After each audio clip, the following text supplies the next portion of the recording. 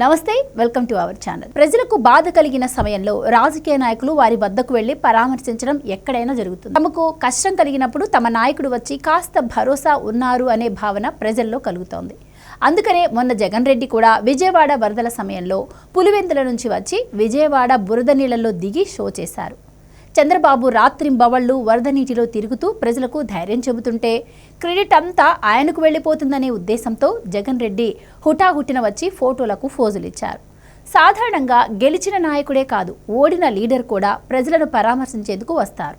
కానీ గుడివాడలో మాత్రం అలా జరగలేదు.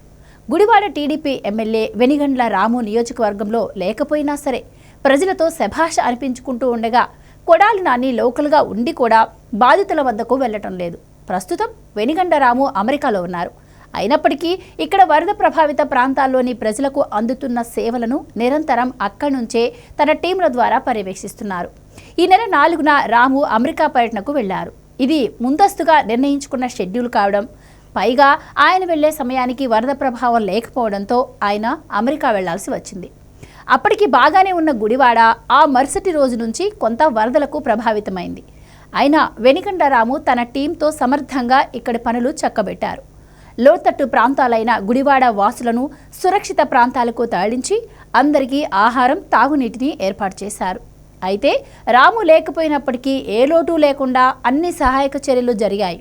కానీ కొడాలి నాని మాత్రం ఎక్కడా కనిపించలేదు. మామూలుగా ఇలాంటి పరిస్థితిలో ఎమ్మెల్యే అందుబాటులో లేనప్పుడు ప్రత్యర్థి నేత రెచ్చిపోతారు.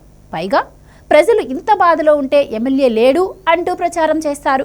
అలాంటిది కొడాలి నాని సహా అసలు వైసీపీ నాయకుల జాడ ఎక్కడా కనిపించకపోవడం గమనార్హం. వరద ప్రభావిత ప్రాంతాల్లో కూడా ఎవరూ వైఎస్ఆర్సీపీ నాయకులు సహాయక చర్యలు చేపట్టలేదు. మరి కారణాలు ఏమైనా కొడాలి నాని బయట కనపడితే జనాలు రాళ్లతో కొడతారనే ఉద్దేశంతోనే ఆయన బయటకు రాలేదని అంటున్నారు.